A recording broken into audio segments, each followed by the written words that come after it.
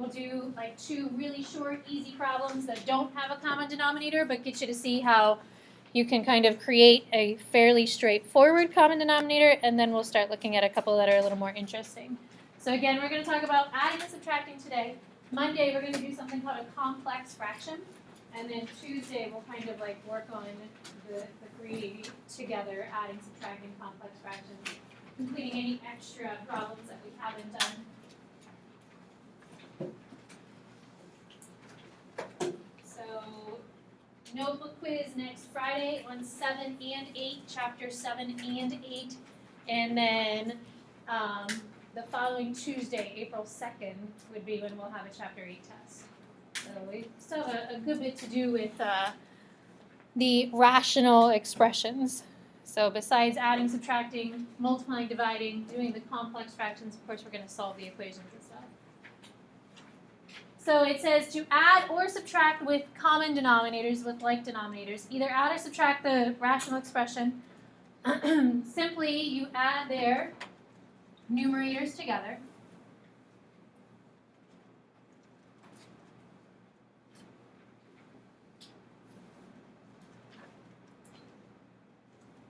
So if you have a common denominator, all you're doing is adding the top of the fractions together. The denominator stays the same because that's the common part. You're just adding the tops. So it says the result should be placed over the common denominator. Let A, B, and C be polynomials. C cannot be 0 because that would make the fraction undefined. So if you have a common denominator, literally you're adding the numerator, placing it over the denominator. So just a numerical example, if I had 2/5 plus 1/5, that would make 3/5. Pretty tricky. That's all we're doing. The bottom stays the same, you're adding the tops together. That's how you add fractions. Subtracting is the same way. As long as the denominator is the same, you're subtracting the numerators. So this would become A minus B over the common denominator of C. A fraction is considered simplified when it's pulled together and it's combined as one, not two separate pieces. So there are two really basic equations here, or expressions, and it says add or subtract with common denominators. So Julian, we have 9 over 6x plus 2 over 6x. That would become 11 over 6x. If the problem can be simplified after you add them together, then you'd simplify it. But 11 and 6 have nothing in common. If it was 12 over 6x, then we would simplify it. But if it can't be simplified, then you're done. The problem is finished. It's combined as one fraction. It's simplified.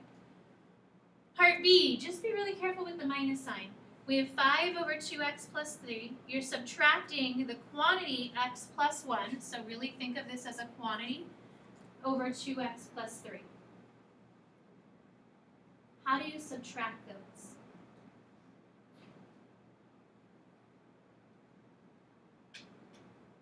Connor? Would be x minus 4.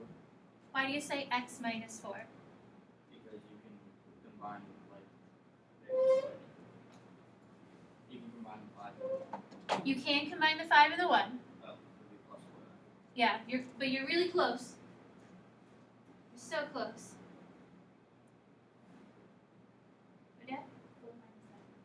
Yeah, this minus sign has to go to the x and it has to go to the 1. So really this is saying 5 over 2x plus 3. If I distribute and make it a plus sign, that's really a negative x and a minus 1. So that minus kind of gets distributed to the numerator. So you could say negative x plus 4, Odette said 4 minus x. Either way, it's the same answer. But when you're subtracting, that subtraction goes through the entire numerator. So it's more like making an addition problem and distributing the negative through. So you could say 4 minus x or negative x plus 4 over the common denominator 2x plus 3. Questions? So those are two basic problems with a common denominator. The next two problems we'll look at don't have common denominators, so again, they're pretty quick fractions. So to add or subtract two rational expressions with unlike denominators, find the least common denominator.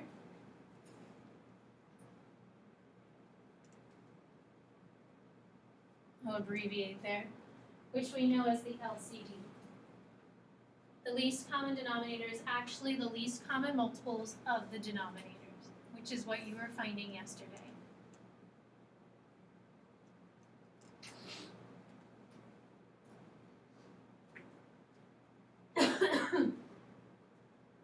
So a least common denominator is a least common multiple. It's called a denominator because it's in the denominator of your fractions. But just kind of like to summarize, a least common multiple is the smallest multiple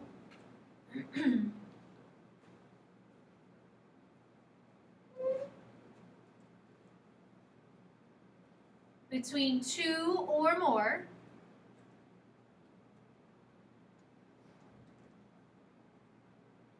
expressions. That could be numerical or variable. And you might see problems where we're looking at three fractions that you're adding together. It doesn't just have to be two. So it says rewrite each expression using the least common denominator. Add or subtract using the procedure for finding common denominators. A, B, and C, and D are polynomials. C and D can't be equal to 0. So looking at this problem here, an actual problem instead of using A, B, C, D, we have 9 over x plus 1 over 4. So what would the least common denominator be?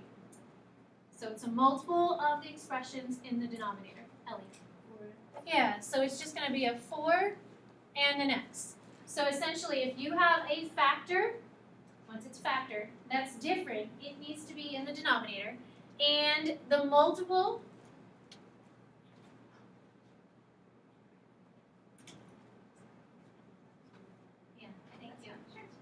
I'll give it to you then. So we want the smallest number, and then the multiple of the denominator of variables. So she said 4x.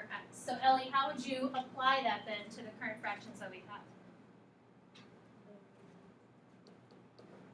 So how do we actually apply the common denominator to what's there?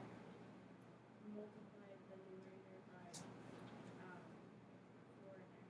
Yeah, so pretty much you need to look to see like what does it have or what is it missing. The one on the left has the x. My common denominator is 4 times x. So if I need to make this 4 times x, we have to multiply the top by that 4. So whatever piece it's missing that isn't in the denominator, we need to multiply that denominator by the 4. But whatever you do to the bottom of a fraction, you have to do to the top. So this becomes 36 over 4x. That's my new fraction. It's equivalent to 9 over x, but now it has a common denominator. And then she said the other one needs to be multiplied by x because it has the 4, so then this becomes a 1x on the top. So we've converted the fractions so they have common denominators, and then it said add the numerators together once the denominators are the same.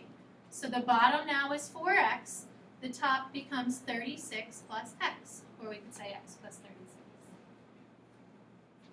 So we're getting the least common multiple, but then we're applying that to the original fractions. So looking at the next one, we have 1 plus x divided by 3x minus 2 over x squared. So what would the least common denominator be? Start with that part. Julia, what would the least common denominator be? 3x squared. Right, so she said 3x squared. So look at the numbers. You have a 3, and that's the only number there. So that has to be the least common multiple for the 3. And then looking at the variables, it's the variable with the largest power. So they both have an x. The x squared is the largest power. So you need to take the largest power to get your least common denominator. So that's going to become 3x squared. So Julia, the one on the left has a 3x. What is it missing to get the least common denominator? An x, right. So this needs an extra x. That means the top also has to have an extra x in it because it's supposed to be 3x squared. So we have a 3x, but we need the x to be squared. So we need to multiply it by another x. Julia, what would the numerator become then if we multiply it by an x?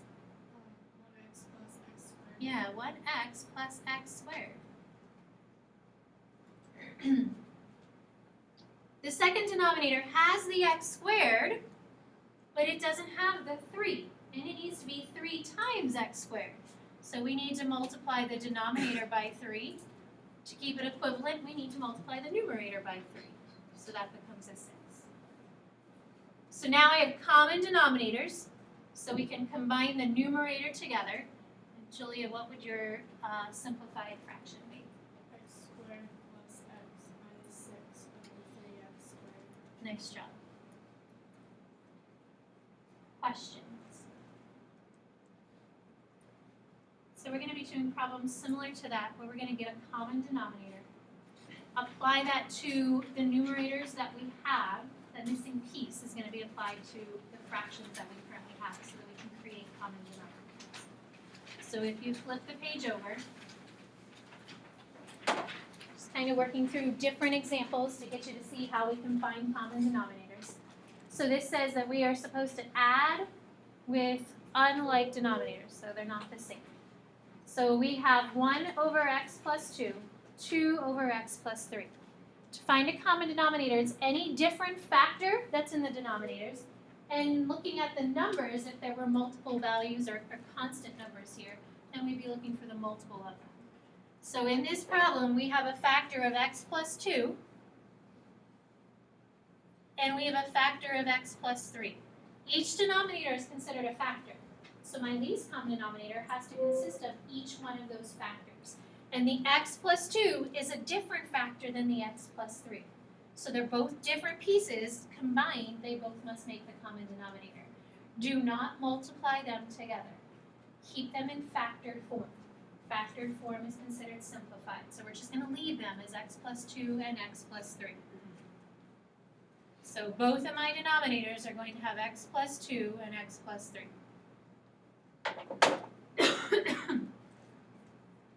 So the least common denominator would be any different factor that's in the denominator. Well, x plus 2 is a different factor from x plus 3. That's how we get both of them in the denominator.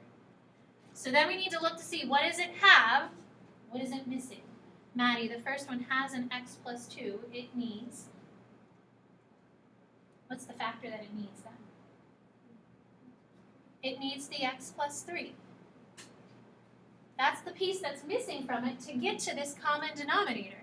So we're going to multiply the top as well by x plus 3.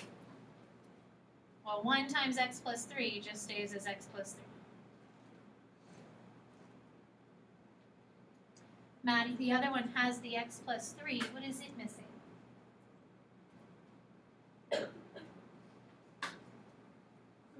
Yeah. Oh, I'm missing that. Sorry, Maddie. Is there something x plus 2? X plus 2. Maddie, what does the top become when we multiply it by x plus 2? Nice job. I'll try and enunciate better for you. That was not, I was waiting for I thought it was topic. me. Oh, you thought, I'm sorry. I apologize, Maddie. And then Maddie, the last thing, now that our denominators are the same, what do you get when you combine them together?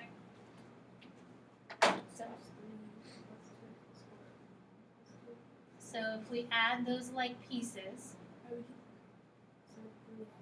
3x, and adding these like pieces, there you go, plus 7. So once you have the common denominators, you're going to add the like terms together. Anything that's the same in the first denominator is going to get added with the same piece of the second denominator. That's how you combine them together to make them one fraction. Again, we're not factoring or foiling, it is factored. We're not foiling the denominator. Factored form is simplified form. And it's also less work for you because you have to FOIL that. That's more work. You don't want to do more work. Keep it factored. So 3x plus 7 divided by x plus 2 times x plus 3. Questions? So looking at letter B, this denominator is a little different because we have some powers. Over here we had quantities. We had 2 terms. Now we just have 1 term multiplied together. So this is similar to a lot of the homework problems last night. We have 3x squared y and 8xy to the 4th. So starting with the 3 and the 8. What's the first multiple that 3 and 8 go into? Holly? 24. So my common denominator has to have a 24 in it. That's the first number that 3 and 8 will divide into. So multiple means what two numbers will they both divide evenly into? Then looking at the next letter, we have an x. We need the largest power of each different variable or factor. So we have an x on both of them, but the first one has x squared. So my least common denominator has to have the largest power that's in the denominator. The other variable is a y. They both have a y, but the second one has y to the 4th. So you're looking at each piece, the numbers first, and then the letters. So the letter x has a 2, the letter y has a 4, the largest power.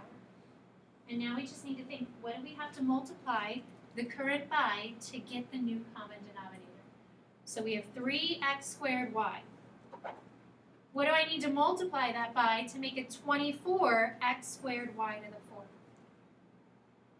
Mackenzie Myers, what do you think you'd have to multiply that by? So she said 8y cubed. So 3 times 8 gives us the 24. We have an x squared, but we only have one y. We need 4. So we have to have a y cubed. So we're taking this times 8y cubed. So Mackenzie, what does the numerator become? 56y cubed. Mackenzie, looking at the other one, we have an 8xy to the 4th. What would we need to multiply that by to make it 24x squared y to the 4th? A 3 and an x. So 8 times 3 makes 24. We have one x, but we need 2. We need an x squared. So Mackenzie, the numerator becomes?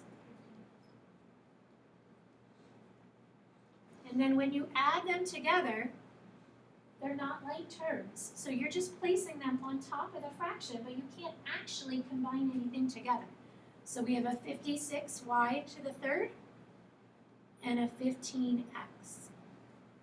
So they get placed on the top of the same fraction because now they have a common denominator. But you physically cannot add them together, besides writing them next to each other with an addition sign. Questions?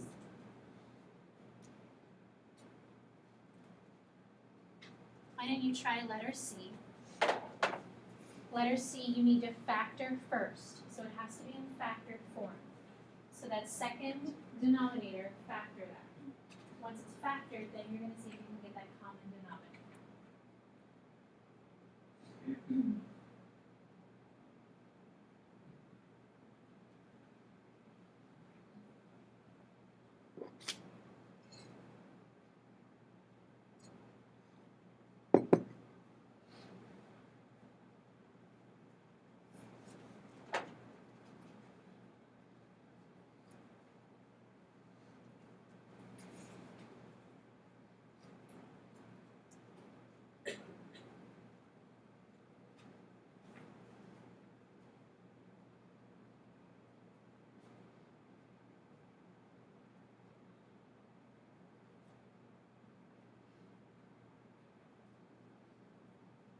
Garrett, what can you pull out of the second denominator? 2x. A 2x. And what do you have inside when you pull out a 2x? X plus 2. Okay, so looking at each piece, starting with the numbers, we have a 4 and a 2. Garrett, what's the first value that 4 and 2 will divide into? What's the least common multiple? A 4. So be careful there. You're not finding the greatest common factor, you're finding the multiple that both of those will divide into. And that's a 4. The least common multiple of the two numbers that 4 and 2 go into would be a 4. Looking at the x's, we have an x squared and an x, so its largest power is an x squared. And then the other factor that's different would be the x plus 2. So if we need to add them together, both fractions have to have an x plus 2 in them to make them have a common factor. So we have 4, x squared, and then x plus 2. So make sure you're getting that multiple of the 4 and the 2. So Garrett, the one on the left has 4x squared. What do we need to multiply it by? Right, x plus 2. So its numerator becomes 5x plus 9. nice. And then Garrett, what is the second one?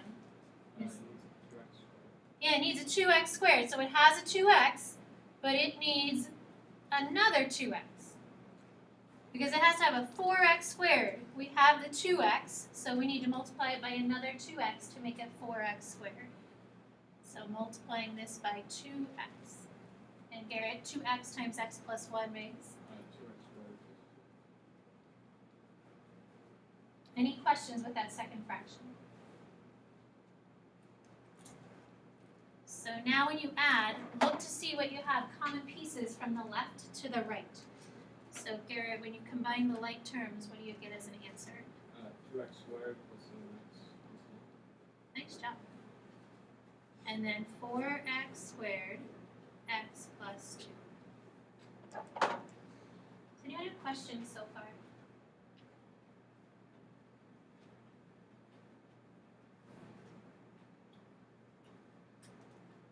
So looking down below, see if we can try a subtraction problem. It's the same exact thing, just there's a minus sign instead of a plus sign, so we have to just be careful with that minus sign. Factor first. Maggie, can either of those denominators be factored? Yeah, what do we take out of the first one? A 2, so that becomes x plus 2. So this is similar to the one we just did. Do you know what the denominator would be then, Maggie?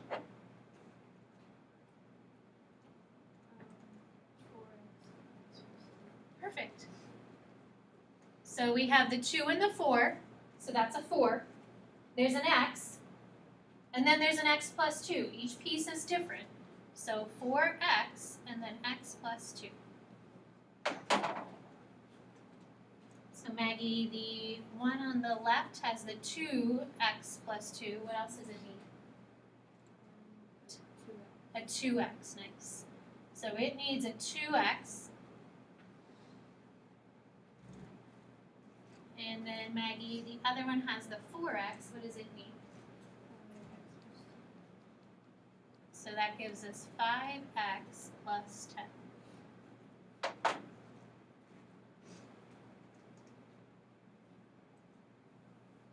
Now remember, this is a subtraction problem, so just be careful. This minus sign has to go to the 5x, and the minus sign has to go to the 10. So that's really saying we have a negative 5x and a minus 10. Subtracting means anything after the subtraction sign is being subtracted. So Maggie, what does that turn into then? 2x squared minus 5x. Yeah. And then 4x times x plus 2.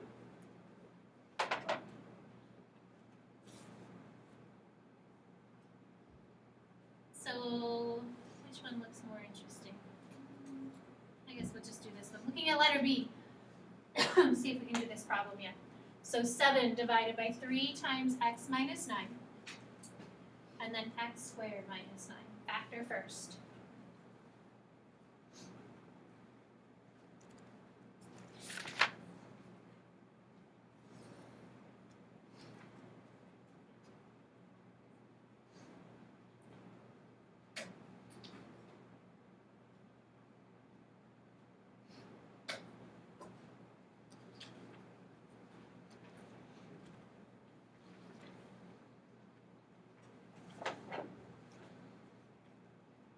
Joel, what could you take out of the 3x minus 9?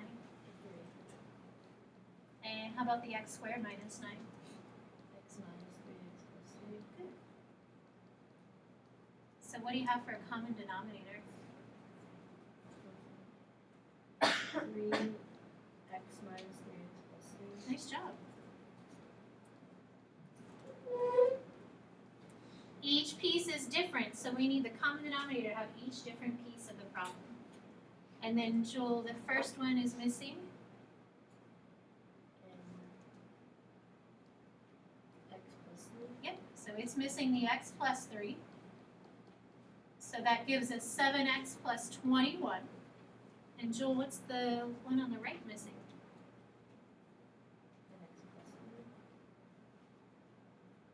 So it has an x plus 3, it has an x minus 3.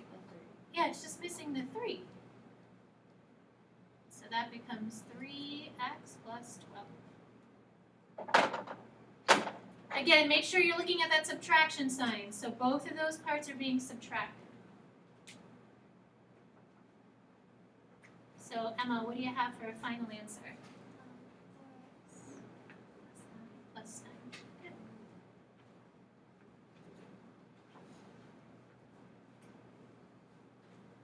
Are there questions?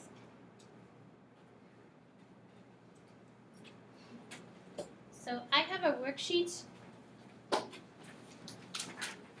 You're not doing the back of this worksheet, just the front, 1 through 11.